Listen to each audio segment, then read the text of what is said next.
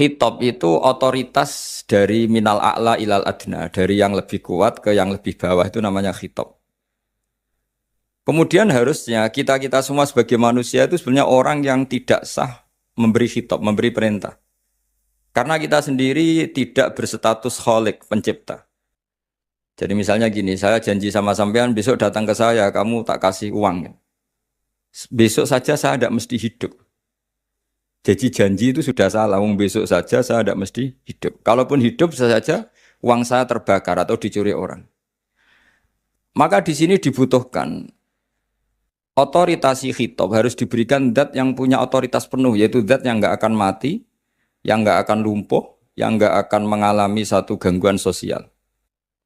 Sebab itu dalam pandangan ulama tafsir, itu punya akibat, saya ulang lagi, punya akibat bahwa hanya Allah yang berhak memberi apa? Khitab. Sehingga saking kerennya Allah itu bisa khitabun lil makdum. Ini di sini nanti ada contohnya. Sesuatu yang enggak ada, kemudian Allah bilang kun menjadi ada. Sehingga Allah itu enggak bisa dibantah, enggak bisa ditentang. Karena bisa apa saja. Karena asbabul qudrah adalah al-khalqu. Kalau dalam ilmu tafsir, kalau sampean dalam ilmu manusia kan gini, sebabnya melihat itu mata. Kalau dalam ilmu tafsir enggak, yang bisa menjadikan Anda melihat itu menciptakan. Saya lagi ya, jadi kalau dalam ilmu tafsir, asbabur ru'yah itu al-khalqu, bukan al-basar. Kalau kamu melihat karena mata, berarti setelah jauh tidak bisa melihat. Atau setelah tertutupi tidak bisa melihat. Tapi kalau kamu mengetahuinya karena menciptakan, maka kapan saja bisa melihat. Misalnya gini, saya punya emas 1 gram, kecil sekali 1 gram. Saya tanam di dalam Monas, kedalamannya 1 meter. Mbok saya sudah di Jogja, saya tetap tahu bahwa di Monas kedalaman 1 meter ada emas 1 gram. Kenapa? Karena saya yang menciptakan, yang mengatur itu semua. Sehingga setelah saya di Jogja, setelah saya di mana-mana tahu bahwa di Monas itu ada emas 1 gram dalam kedalaman 1 meter. Sehingga Allah ketika mengatakan, saya ini zat yang super tahu. Itu kata Allah gimana? Ala ya'lamu man kholako. Ala ya'lamu ono to orang ngerti sapa man wong zat kholako kang gawe sapa man. Masa orang yang menciptakan kemudian tidak tahu? Jadi awal tahu itu karena menciptakan. Tapi kita sudah lama jadi bodoh karena kita tahunya pakai mata. Sehingga kita mengatakan bagaimana orang buta bisa tahu wong dia buta.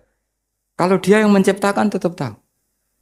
Tadi misalnya orang buta di kamar mandinya masang paku atau masang apa. Dia tahu kalau di kamar mandi saya ada paku. Kenapa kok tahu? Karena yang masang saya.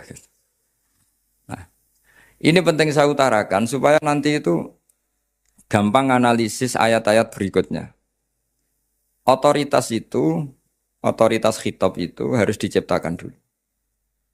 Nah, baru setelah punya otoritas, saya ulang lagi, baru punya hak khitab. Nah sekarang enggak para raja, para presiden, para dosen, para kiai itu sering melancarkan khitab, sementara dia enggak menguasai apa yang akan terjadi.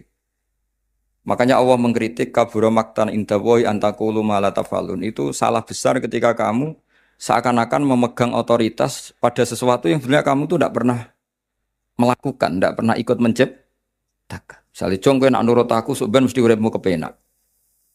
Otoritas itu dari siapa coba? Urip kepenak ya di luar wilayah kita, kehidupan besok juga di luar wilayah kita. Sampai kita kalau mau ke kuburan itu panduannya Nabi gimana kalau berdoa? Apa? Assalamualaikum daro qaumim mukminin wa inna insyaallahu bikum lahikun. Salam untuk kalian semua dan kita insya Allah suatu saat akan bertemu, insya Allah. Padahal mati itu adalah satu keharusan. Tapi kalau yang di kuburan itu orang mukmin, kita tidak ketemu lagi sama mereka jika kita mati kafir, karena nanti tempatnya beda. Yang satu alamatnya surga, yang satu alamatnya neraka. Maka kata ulama, kata insya Allah di situ adalah kita masih berharap mati dengan status yang sama, sehingga bisa ketemu. Jadi itu artinya gini, di selain Allah itu bilang janji, bilang khitab itu enggak sah.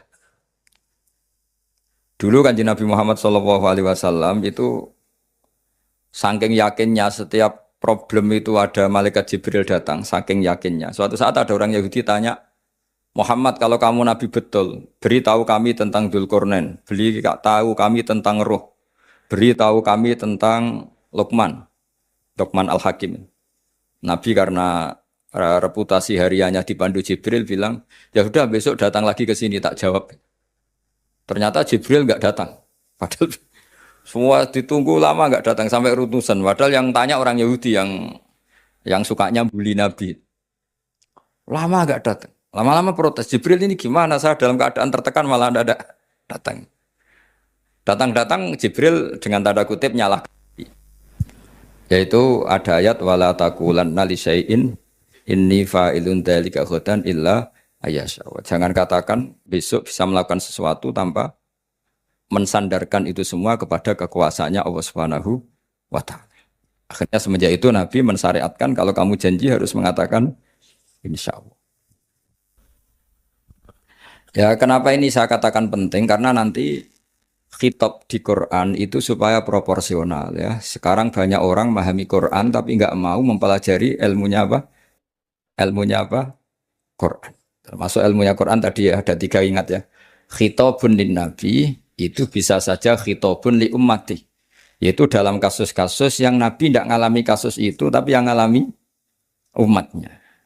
Nah, kenapa khitabnya tetap kepada Nabi? Karena yang bisa komunikasi dengan Allah itu hanya Nabi. Makanya bisa dilihat di ya Yuhan Nabiyu itu mufrad mudzakkar. Nabi Muhammad itu satu orang yang berstatus lelaki. Kemudian idza talaqtum itu kalian semua. Harusnya kan kamu, karena dari satu orang ke satu orang. Tapi ini enggak. Wahai Nabi, jika kalian umatmu gitu. Jadi karena yang alami tolak itu umatnya. Terus kedua, khitabun lin nabi dan yang dimaksud itu memang nabi, kayak sholat tahajud. Sholat tahajud itu sholat yang memang untuk nabi. Karena tahajud yang menjadikan punya hak syafaat itu hanya nabi. Sehingga ngendikane ulama, nabi itu wajib tahajud, tapi kalau umatnya hanya sunat tahajud. Jadi nabi itu termasuk ya kelebihannya sekaligus bebannya wajib apa? Tahajud. Tapi bagi umatnya sunat. Kenapa? Karena Nabi ingin sekali punya hak syafaat. Kemudian sama Allah diberi instruksi, diberi syarat wa minal laili fatahajjat bihi nafilatallak asa ayyab'atsaka rabbuka maqama mahmuda. Muhammad kalau malam kamu harus tahajud supaya kamu nanti diberi hak syafaat. Itu kalau umatnya tahajud nggak boleh sampai diteruskan ayat-ayat sa'ayat asuka karena kamu tidak punya hak syafaat. Disyafaati saja tidak mesti. tapi Nabi harus tahajud supaya punya hak apa? Dan perlu dicatat syafaat itu hadisnya sahih semua. Di Bukhari ada, di Muslim ada. Cuma orang berlebihan cara menolak syafaat atau mengimani syafaat. Ada yang berlebihan ngimani sampai tidak pernah ngamal baik. Mentang-mentang nanti dapat syafaatnya Kanjeng Nabi. Ada yang nggak percaya syafaat. Itu ya kebablasan juga, padahal itu ada di hadis sahih semua cerita syafaat. Itu khitabun Nabi dan yang dimaksud memang Nabi. Sehingga umatnya tidak wajib tahajud tapi Nabi wajib. Terus ketiga, khitabun lin Nabi sekaligus khitabun li ummati. Itu yang dimaksud di hadis Arba'in Nawawiyah. Wa inna wa ta'ala amarul mursalin bima amarul bil mu'minin atau dibalik amarul mu'minin bima amarul bil mursalin. Dibolak-balik sama. Yaitu para nabi ya dikhitabi memakan sesuatu yang thayyibat. Para orang mukmin juga kena khitab memakan sesuatu yang apa? Thayyibat. Ini sama. Jadi ya ini ada 3 berarti ya. Khitabun lin nabi, tapi yang dimaksud umatnya. Khitabun lin nabi yang dimaksud adalah nabi saja. Terus ketiga, khitabun lin nabi yang dimaksud plus umat. Nah, kajian seperti ini penting. Karena kesalahan Khawarij. Khawarij itu satu kelompok ekstrim yang tidak mengikuti Sayyidina Ali, juga gak mengikuti Sayyidina Muawiyah. Tidak mengikuti Ali, juga gak mengikuti Muawiyah. Disebut Khawarij. Khawarij itu jamaknya Kharijah. Dia keluar dari pikiran ala Sayyidina Ali, juga keluar pikiran dari Muawiyah. Di sini disebut dia khurud. Khurud dari kata Khawarij. serba keluar, dia tidak ngikuti sana, tidak ngikuti sini. Akhirnya disebut khawarij. Nah khawarij itu orang yang berpikir sesuai kritik yang dilakukan Quran. Tapi mereka lupa bahwa yang punya otoritas kritik itu Allah. Karena yang kalau boleh sama-sama terganggu, kerajaannya itu hanya Allah. Gini saya beri contoh ya. Yang punya hak ketika sepeda motor saya kamu pakai, yang punya hak menentukan itu gasap apa pinjam itu saya apa orang lain? Saya. Ketika yang pakai gak pamit itu teman akrab saya atau anak saya atau orang yang saya ridhoi, itu namanya gasap apa pinjam gak pamit? Ya udah, ini harus jelas. Tadi pagi saya ngaji direktorat, saya bilang di fikih itu ada istilah ulima ridhohu. Sesuatu tidak pamit formal tapi sudah diketahui ridhonya. Makanya di fikih ada bab namanya mu'atoh. Tadi pagi saya terangkan ya. Di perdebatan fikih itu ada bab namanya apa? Mu'atoh. Mu'atoh dari kata ato, yu'ati, mu'atotan. Saling transaksi yang non verbal tapi maklum. Ya seperti kalau kamu marung itu contohnya. Kalau kamu marung di kantin terus makan gedang goreng, itu nyuri apa beli coba? Jawab saja. Kalau dikatakan beli kamu belum bayar. Kalau dikatakan nyuri terang-terangan. Coba kalau Mbak-mbak milih mana? Itu nyuri apa beli? Kalau beli belum bayar. Kalau nyuri kok terang-terangan ya. Enggak nyuri apa beli?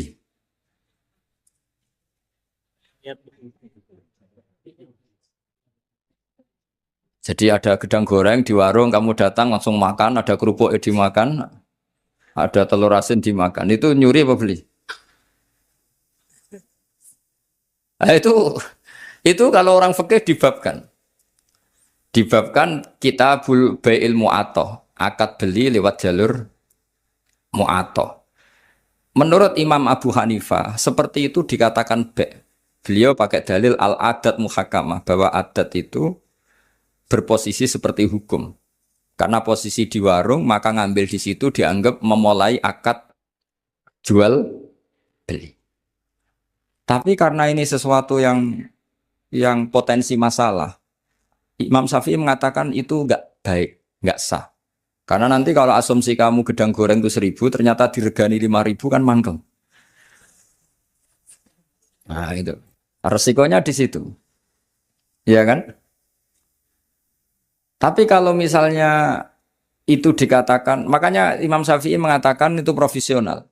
Itu namanya ghormu. Ketika Anda bayar 5.000, itu namanya tebusan kesalahan. Jadi Imam Syafi'i melihat itu tidak jual beli, tapi tebusan kesalahan. Sehingga kalau saya jadi hakim, misalnya pembeli bilang, asumsi saya 1.000 Gus. Terus kata kata penjual, enggak Gus itu tak jual 5.000. Saya harus memenangkan Memenangkan siapa? Penjual. Karena penjual adalah pemilik gedang goreng itu. Dan posisi yang makan adalah perusak barang orang lain. Gitu. Sehingga dimenangkan penjual.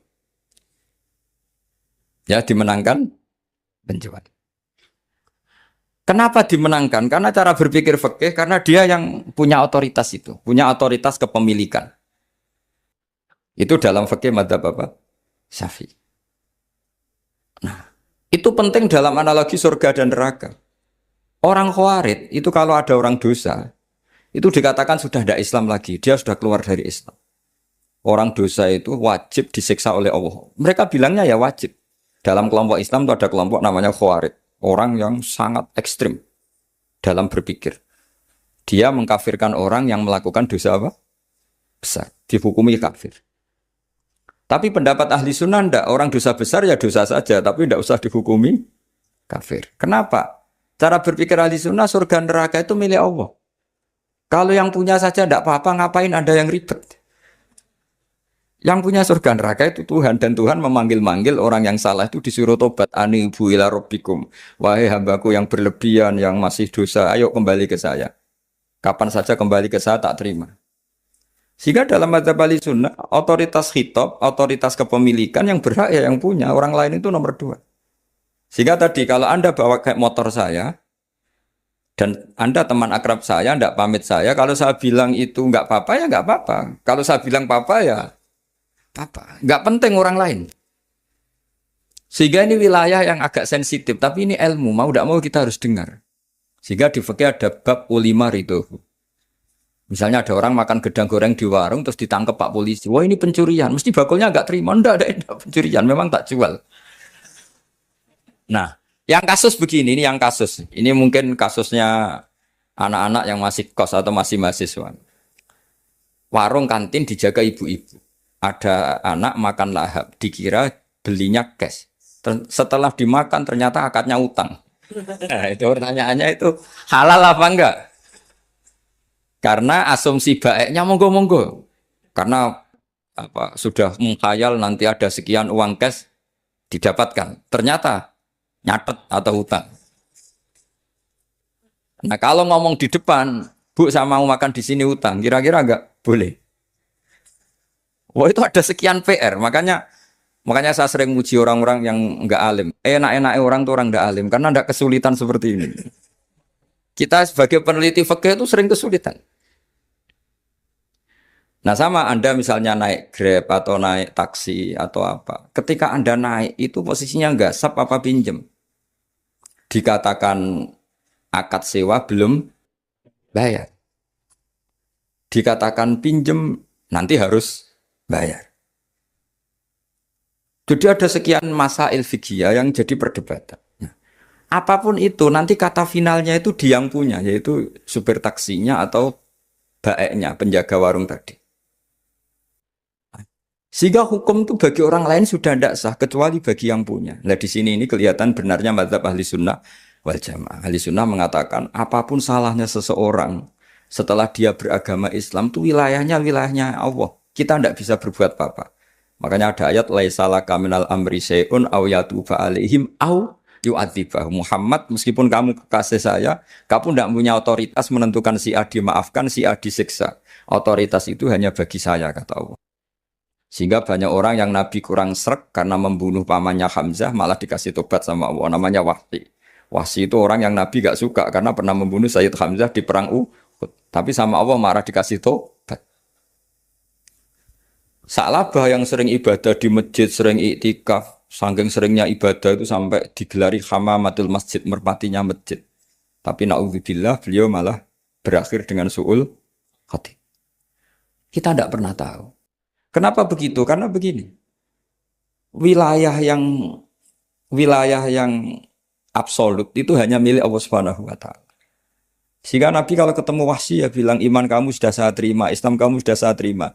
Tapi saya ini manusia, tolong sembunyikan wajahmu dari saya. Karena kalau saya ingat kamu itu mangkel karena ingat kamu pernah membunuh Hamzah. Tapi saya sebagai Nabi harus nerima iman kamu karena Nabi itu gak boleh dendam.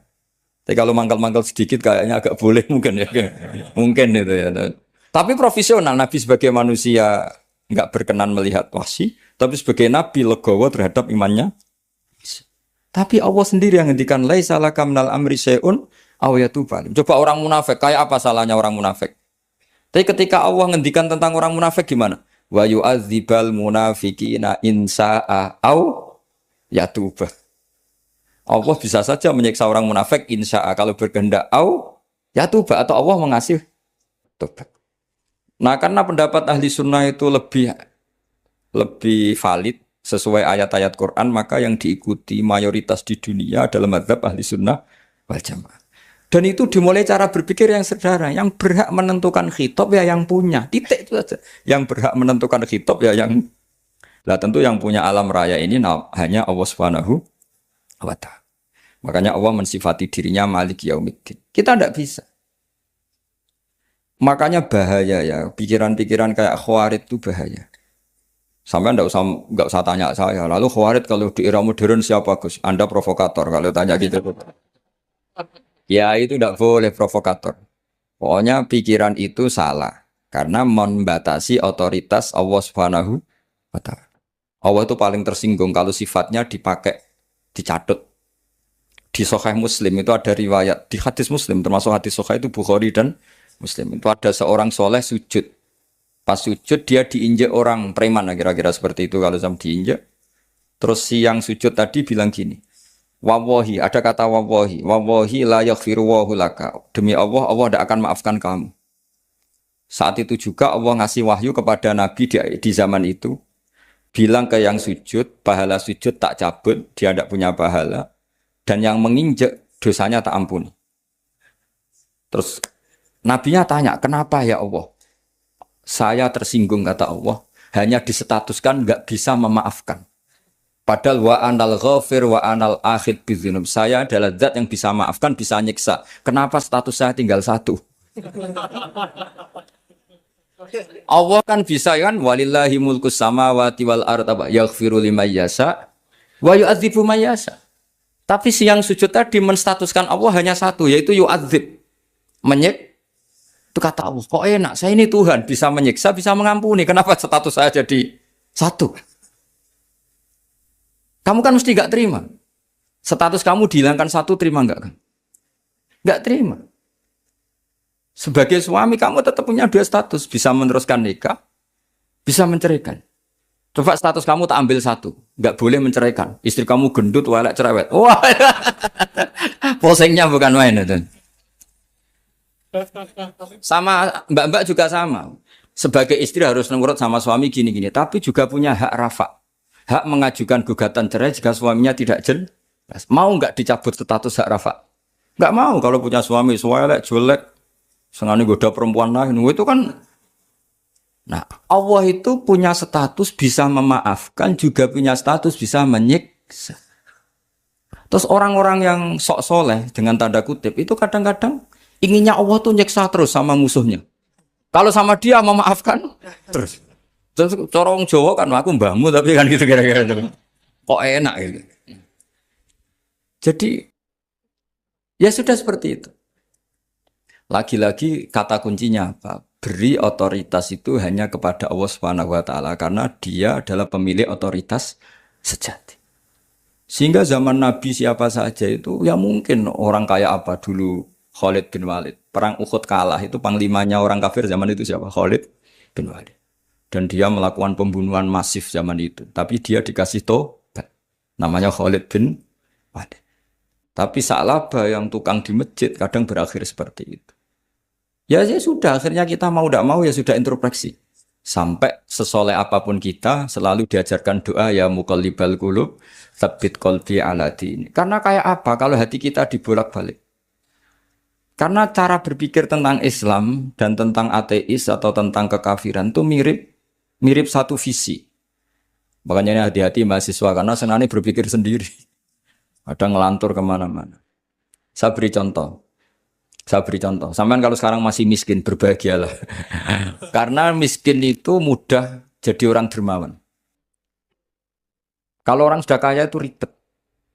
Coba misalnya sampean jadi santri saya. Tak contohkan. Biasanya santri kalau sama kiainya akan loyal. Kamu miskin punya ayam 2. Tak minta 1 boleh enggak? Boleh, padahal itu 50%. Ya, terus punya uang 100.000, tak minta 50.000 kira-kira boleh enggak? Boleh, padahal itu 50%. Tapi kalau kamu kaya, punya uang 1 miliar, tak minta 500 juta, boleh enggak kira-kira? Padahal itu berapa? 50%. Gampang mana dermanya orang kaya sama orang miskin? Untuk mengamal 50%.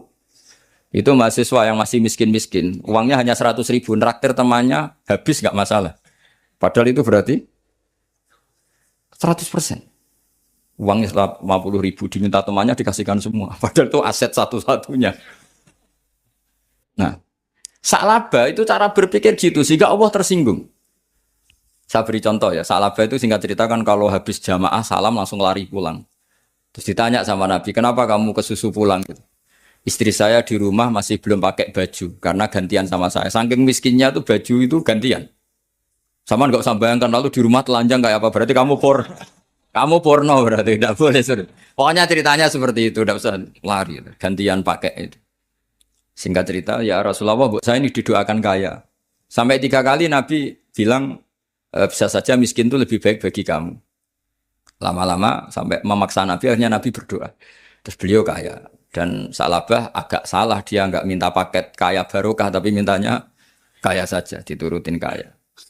Pertama punya kambing di pegunungan ya. Kalau di Arab itu kan kambing diletakkan di Jabalen, Mabinal Jabalen di antara dua lembah itu 40 sampai 80 sampai 4.000. Singkat cerita ketika 40 Nabi sudah memerintahkan sahabat diminta zakat. Berarti kalau 40 itu satu. Kalau 80 kira-kira dua. Ya sudah gitu. Sebetulnya ketika 40 kalong satu terkurangi satu zakat itu kan ringan karena masih 39. Ya kayak tadi kamu punya uang 1 juta, jangan 1 juta, 500.000 sudah agak berat kamu. Tidak gini saja, tak beri contoh. Betapa mudahnya dermawan bagi orang miskin. 1 juta itu kan zakatnya berapa? 25.000 ya. Rubul usyur kalau dalam bahasa Arab itu berapa? Kalau bahasa kampus kan berapa? 2%. 2,5 ya. 2,5. Itu bahasa keliru sebetulnya. Sama ikut saya saja.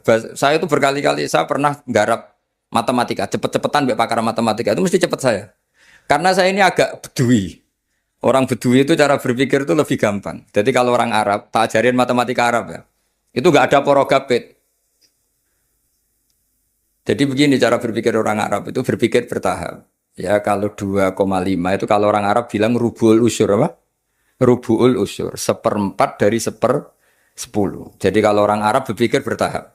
Jadi misalnya 1 juta, 1/10-nya berapa? 100.000. Terus 1/4-nya berapa? 25.000. Jadi disebut rubul usyur, 1/4 dari 1/10. Jadi 1 miliar, cari 1/10-nya dulu, 100 juta. Terus 1/4-nya. Sehingga nggak usah porogapit ruwet. Jadi orang Arab kalau bilang 1/10 sama 1/20 itu tidak bisa. Karena nanti dadak porogapit. Orang Arab bilang al-usyur atau nisful usyur. Misalnya zakatnya apa itu zuruk. Berarti 100. 1/10-nya berapa? 10. Terus orang Arab kalau misalnya pertanian kamu biayai zakatnya 1/20. Orang Arab bilang bukan 1/20. Nisful usyur. Berarti berapa? 100 usurnya 10. Separuhnya 1/10.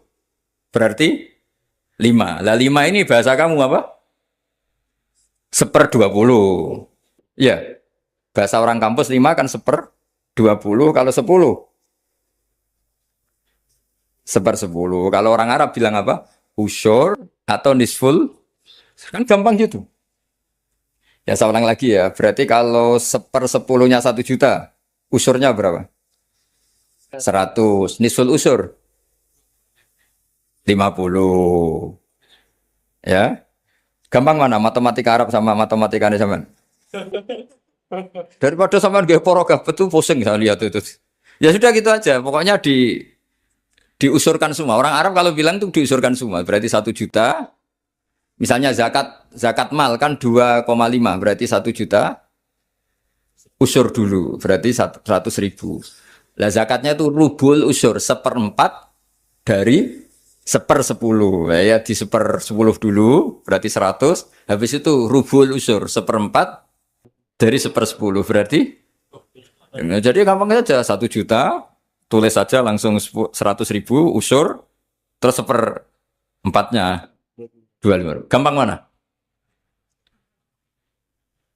Gampang lagi pakai kalkulator gitu ya. Nah, sekarang begini. Kira-kira kalau kamu punya uang 1 juta, diminta zakat 25.000 enteng enggak? Enteng. Biasa kan kita punya uang 1 juta, naktir teman sampai habis 100.000, 200 enteng. Tapi kalau sudah 10 juta, 10 juta berarti rubul usurnya berapa? 250. Kalau 1 miliar, 25 juta. Wah itu sudah pikiran kamu kan bikin toko baru, bikin konternya. Nah kalau 100 miliar, berapa? 200.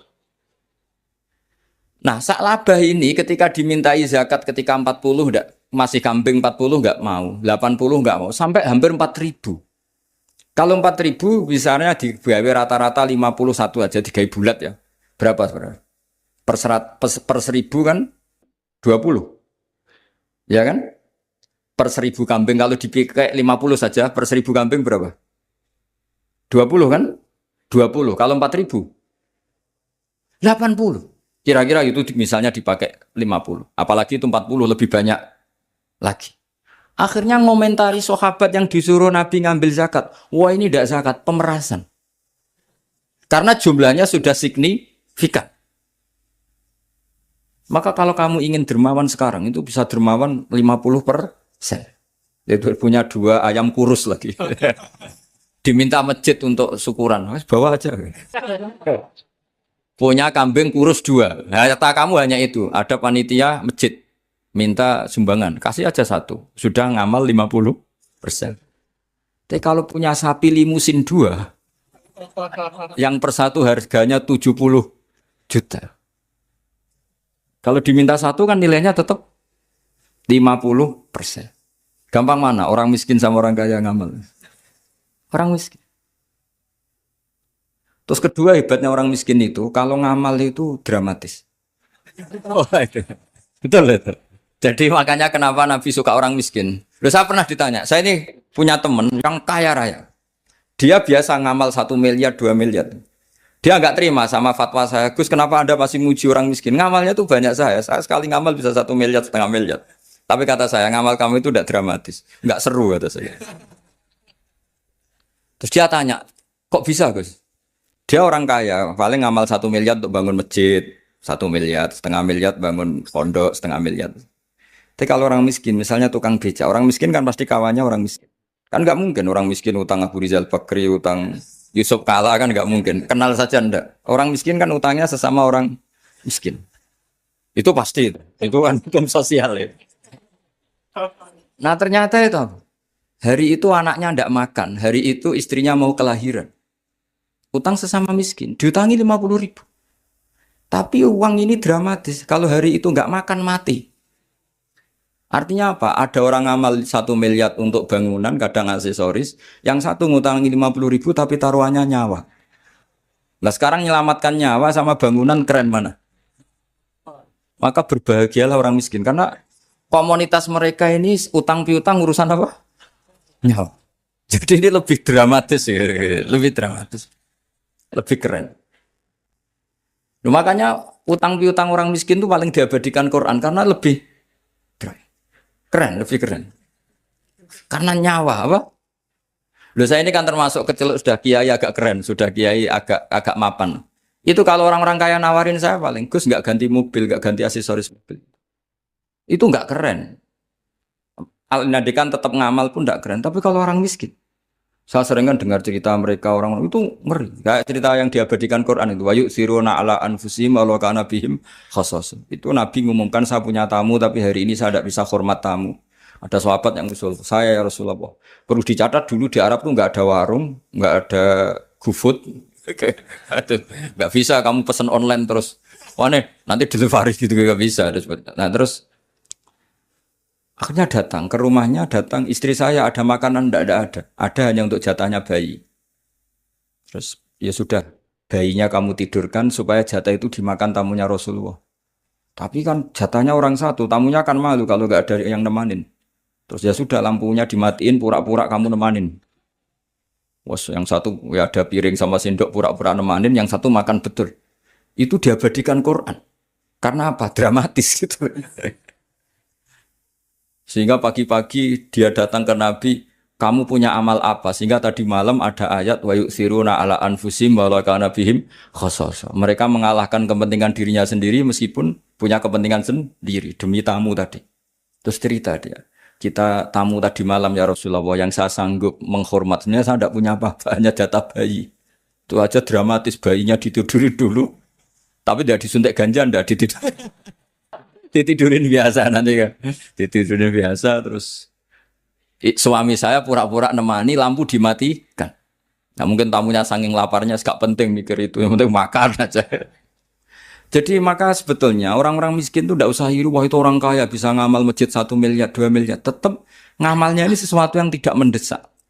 Tapi sesama orang miskin, kalau temannya minta tolong itu mesti dramatis. Istri mau kelahiran, kematian, kelaparan. Pokoknya yang diselamatkan itu seru semua.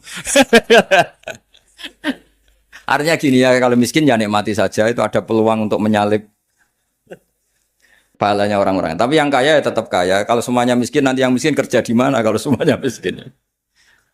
Ya kembali ke tadi, ke ilmu khitab. Kalau ini tidak dipelajari, maka orang khawarid ini megang otoritas. Tidak bisa. Mereka nggak menguasai pintu surga maupun pintu neraka. Nggak bisa. Mereka dengan seenaknya, tobatnya orang yang pernah gini nggak diterima. Tidak bisa. Wilayah yang nerima tidak itu wilayahnya Allah Subhanahu wa Ta'ala. Sehingga kita tetap berpendapat sesuai eksplisit yang ada di Quran. Walillahi mulkus samawati wal ardi. Apa? Yaghfiru liman yasha wa yu'adzibu man yasha. Sehingga nggak boleh kita pegang otoritas agama, nggak boleh. Kita hanya bisa menjelaskan. Kalau pegang nggak boleh. Misalnya saya dengan sampean surganya dulu mana? Bisa saja dulu jenengan. Kok bisa Gus? Iya kan? Mungkin wah keren ngaji tawaduk mau. Mungkin saya dari bab tawaduk keren sampean. Di bawah saya di atas. Di bab tawaduk keren sampean. Sehingga kalau surga kok jalurnya tawaduk mesti dulu sampean. Karena sampean di bawah saya di atas. Tapi saya nanti protes sama Allah. Protesnya gini, posisi saya diperintah ya. Gayanya mereka duduk di bawah, tapi merintahkan saya supaya mau mengajar. Jadi nggak ada sopan-sopannya karena mereka merintah kia. Ya. Nah, terutama di PPAI ya, Pak. Oh, itu nggak sopan sekali kan pemerintah. Sehingga kalau yang dipandang makanya masyhur itu kan. Ada wali itu yang satu jadi wali karena sholat di shaf awal. Keren kan, shaf awal fadilahnya utamanya kan luar biasa. Yang satu kalau sholat tuh di belakang terus, tapi juga jadi wali. Yang depan agak protes, ya Allah kenapa ini jadi wali padahal sholatnya di belakang. Jawabannya lucu yang di belakang. Kenapa? Saya tuh malu. Saya ini masih banyak dosa, banyak salah kok di depan. Kok kayak suci sendirian. Jadi kalau kamu sowan sama praja atau sama kiai, yang paling depan tuh kan yang kepedean. Dia milih yang belakang, jadi sopan masih agak terlalu deket gitu. Orang itu tidak pernah tahu. Kadang-kadang Allah itu kita tidak pernah tahu. Andai kan boleh dibahasakan, kita tidak pernah tahu cara berpikir Tuhan. Jadi Allah itu zat yang mau, ya itu tadi otoritasnya penuh. Makanya saya pernah cerita di mana-mana di kitab-kitab yang saya baca itu ada 2 orang yang ahli neraka, sudah di neraka. Ini sekaligus ijazah, saya ulang lagi sekaligus ijazah, bisa dipraktekkan nanti itu. Setelah itu 2 orang ini dipanggil ke surga sama Allah. Allah itu tanyanya ya aneh, enak di neraka, ya udah enak di neraka. Ya gak enak di neraka, kok ditanya enak enggak ya gak enak. Ya sudah kembali lagi ke neraka, lari kencang-kencang, lari menuju neraka, lari. Sama Allah dipanggil lagi, loh kenapa kamu semangat? Ya Allah, saya ini kapok, saya ini trauma. Dulu ketika engkau perintah, saya ini lelet sekali. Disuruh sholat lelet, disuruh zakat lelet. Maka ini jenengan perintah saya semangat. Supaya nggak ngulang kesalahan yang sama. Akhirnya sama dipanggil, ya sudah, di surga aja. Di surga. Karena semangat lari menuju neraka. Maka ini ijazah, nanti kalau di mahsyar ya, kamu dipanggil, ayo masuk neraka. Harus apa? Semangat. Semangat. Harus semangat. Oke, Gusti, semangat. Lah repotnya kalau nggak dipanggil lagi. Akhirnya barokahnya semangat itu dia di surga. Kita tidak pernah tahu cara berpikir Tuhan. Nanti kan boleh dibahasakan seperti itu. Yang satu, ayo kembali lagi ke neraka. Tolah gitu. Jalan noleh lagi. Sampai itu nggak semangat noleh lagi. Terus ditanya sama, kenapa kamu tolah gitu? Saya tidak pernah ngira ya Allah ketika engkau panggil di surga, kemudian engkau kembalikan lagi ke neraka. Ya sudah kamu di surga saja. Barokahnya husnudzon. jadi Tuhan itu unik. Makanya dalam tradisi ulama itu ad-dinu ar-riwayah, agama itu riwayat. Sebagian diredaksikan inna hadzal ilma dinun fanzuru amman ta'khuduna dinakum. Agama ini, ilmu ini agama, maka lihat riwayatnya. Karena kita tidak pernah tahu cara berpikir Tuhan. Kita harus mengikuti riwayat yang diutarakan Rasulullah SAW. Karena kita tidak pernah tahu. Kayak tadi ada orang diinjek, kita mesti kan terprovokasi ingin bela yang sujud menyalahkan yang injek. Tapi ketika yang sujud mencatut nama Tuhan, Allah tidak akan memaafkan kamu. Itu Tuhan tersinggung karena sifatnya direduksi satu, diambil satu, disembunyikan satu. Loh ada kan dia begini mungkin malah Allah maklumi. Saya tidak akan maafkan kamu. Enggak apa-apa Allah. Kan saya. Kan tidak mencatat namanya Allah. Selama hidup saya tidak akan maafkan kamu. Allah nggak akan tersinggung. Karena dia sebagai manusia tentu punya dendam, punya rasa mangkal, punya emosi. Tapi kalau ketika bilang Allah tidak akan maafkan kamu, berarti dia mencatut statusnya Allah. Dan Allah disifatkan hanya satu dari sifatnya Allah, yaitu hanya sifat menyiksa. Padahal Allah punya sifat memaafkan. Ini hati-hati bagi orang-orang soleh, orang-orang yang terlalu berpikir keras dalam Islam, nggak boleh seperti itu. Masyhur itu kan, ada satu perkampungan yang sering secara masif terstruktural mau menghabisi Nabi, yaitu namanya kampung Usoyyah, Ro'lan sama Zakwan. 3 kampung ini sering koalisi mau menghabisi Nabi.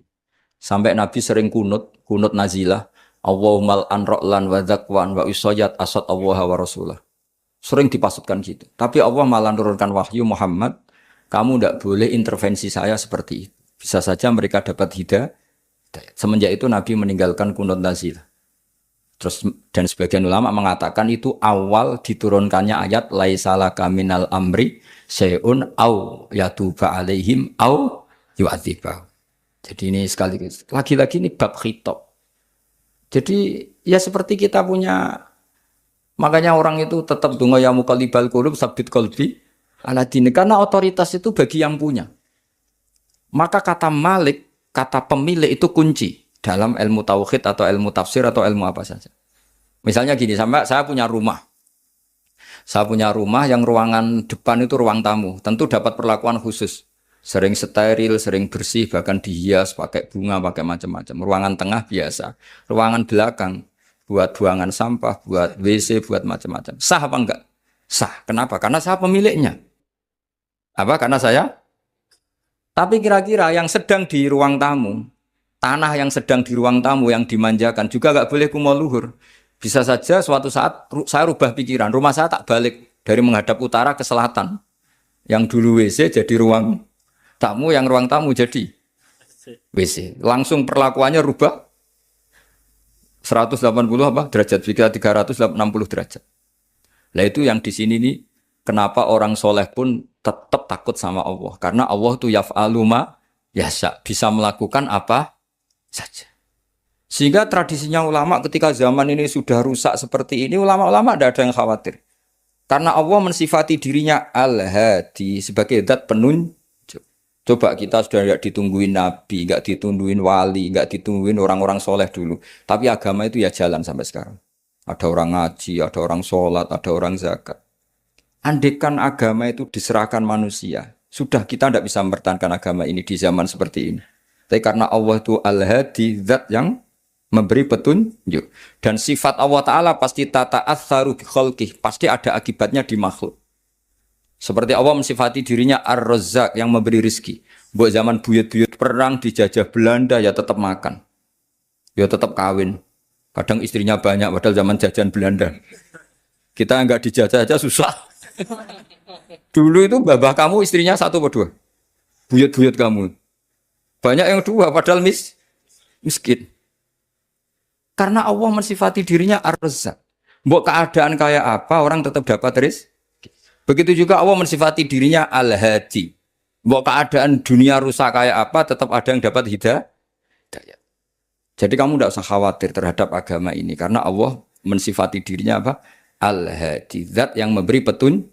Kayak apa Amerika, kayak apa Korea. Saya itu pernah di Korea, katanya negara ateis. Di sana TKI yang nyari uang, ternyata di sana itu bikin masjid. Coba, kalau Allah menghendaki, di Korea ada masjid. Karena bikin masjid gak boleh, kalau nyewa boleh. Jadi Korea itu ada satu aturan, kayak di Jepang, kayak di umumnya negara maju. Yang sudah fungsi sosial itu tetap sosial, gak boleh menambah yang baru. Jadi kalau dari gereja dibeli masjid boleh, tapi kalau tanah lapang dipakai masjid, gak boleh, karena ngurangi tanah. Tapi kalau dari gereja jadi masjid, boleh. Dari bar untuk masjid boleh. Dari pantai asuhan jadi masjid boleh. Pokoknya yang fungsi sosial. Saya pernah ngaji di masjid itu, bawahnya bar, atasnya gereja, atasnya lagi masjid. Kadang ya balik masjid dulu, bar, baru gereja. Karena memang yang sudah kawasan sosial ya, kawasan publik ya untuk publik. Kita tidak pernah mengira kalau di sana ada tauhid. Tapi Allah itu Al-Hadi, apa? Allah itu Al-Hadi. Sehingga ya delala ada orang Indonesia kerja di sana, terus nuraninya tersiksa kalau tidak ada tempat sujud. Akhirnya mereka urunan bikin masjid. Itu banyak yang santri saya sering ngaji saya. Ya saya ulang lagi ya. Jadi cara mikir khitab sama Allah gitu dulu ya. Enggak boleh kamu berpikir khawarid yang membatasi kekuasaan atau hidayatnya Allah Subhanahu wa Ta'ala. Karena kita tidak pernah tahu. Sa'labah ngomong gitu itu masalah besar. Karena mengatakan kekasihnya Allah itu pemungli.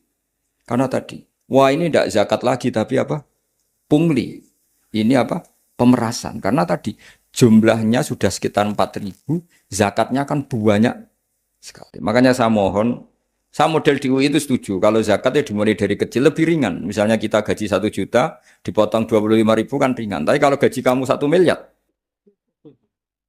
kan mendingan untuk bayar supir buat yang jaga gudang kan mesti pikir aja sudah macam-macam daripada dipakai zakat. Ya, jadi di antara menganalisis Quran adalah apa? Dudukkan Allah sebagai Malikul Umur Kulliha yang menguasai semua urusan. Tapi kalau kita apapun hebatnya hanya sebagai ulama, hanya sebagai mufti, hanya sebagai kiai itu tidak punya otoritas. Sehingga misalnya banyak kan misalnya anak yang kita cintai, kita modali malah bangkrut, yang tidak kita modali malah kaya karena urusan tidak di tangan kita tapi di tangan Allah Subhanahu wa Ta'ala. Masjid juga gitu. Masjid yang dikelola secara sehat, ramai jamaahnya gini-gini, itu dikelola oleh manajemen. Ada masjid yang kelihatannya sepi, jamaahnya ya sedikit, apa, tapi kadang-kadang diridhoni Allah. Kenapa? Karena masjid itu nggak menjadi problem sosial bagi komunitasnya. Saya beri contoh, masjid ramai tentu baik, nggak perlu saya ceritakan, karena masjid ramai itu ya mesti baik. Masjid yang banyak jamaahnya tentu baik, itu nggak usah dibicarakan. Tapi ada beberapa masjid yang sepi, tapi Allah itu suka. Kenapa? Karena lembaga agama itu nggak boleh mengganggu sistem sosial. Jadi kita tidak pernah tahu cara berpikir Nabi. Yaitu banyak kan sahabat habis sholat duhur, ba'diyah di masjid, qobliyah di masjid. Apa kata Nabi? La taj'alu buyutakum kuburan cong nak apik coba entek-entek nang masjid. Omam ya bagai keapian. Rumah kamu jangan jadikan kuburan. Jadi sholat sunatnya di masjid, ba'diyahnya di masjid. Pulang-pulang tanya, makannya di mana? Terus marah-marah karena kurang disediakan makanan. Kan lucu kan? Di masjid qobliyah, ba'diyah, pulang-pulang tanya apa? Makanan. Tersinggung lagi kalau belum disediakan. Akhirnya apa? Anak-anak kita yang kecil kenangan melihat bapaknya itu apa? Bapak itu orang yang kalau dari masjid tanya makanan. Dan marah kalau tidak kesampaian. Coba kalau kamu datang dari masjid, sholat. Kenangan anak kamu apa? Bapak itu orang yang kalau datang dari pergi, sholat. Sehingga kenangan anak-anak kita ini melihat kita sholat, sujud di rumah. Sehingga Nabi membahasakan apa? Jangan jadikan rumah kamu sebagai kuburan. Kasih jatah sholat. Sehingga ulama mengatakan, jamaah itu paling baik itu di masjid untuk jamaah fardu. Untuk sholat sunat beberapa malah sebaiknya di sehingga saya ini sebagai kiai ya sering bingung.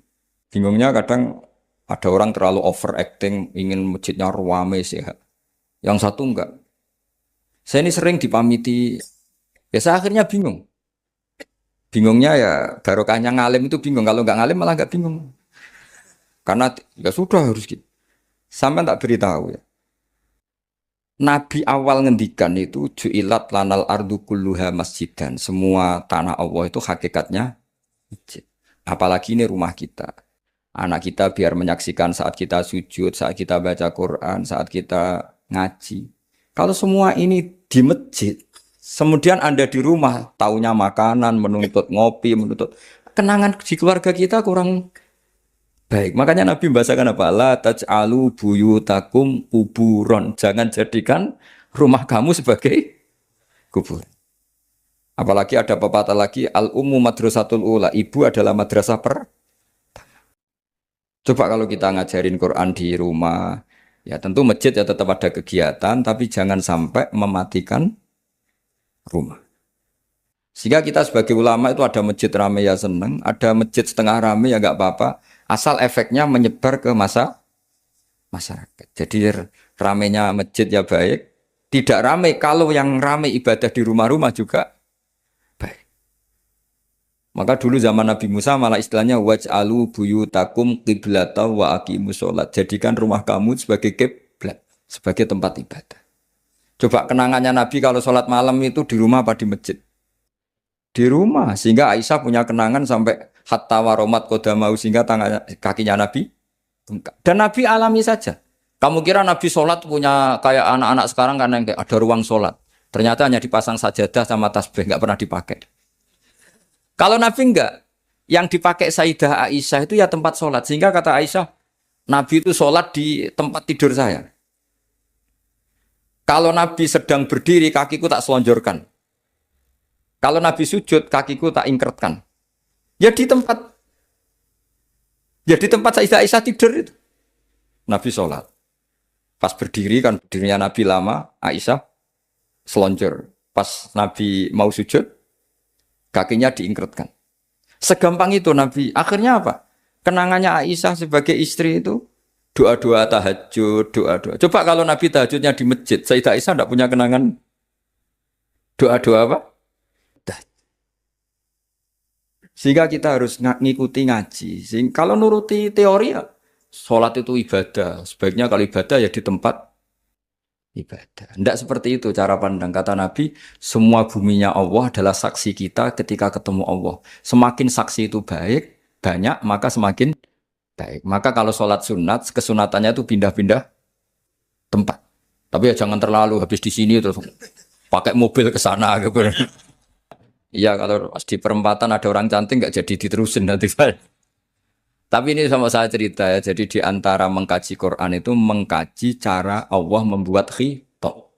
Dan yang kunci semua adalah Allah adalah zat sing otoritatif malikul umurikul dia pengendali dari semua. Maka kalau nyifati Allah ya tetap yaghfiru liman yasha wa yu'adzibu mayasa. Jangan pernah mengambil otoritasnya Allah Subhanahu wa taala. Sekian, assalamualaikum warahmatullahi wabarakatuh.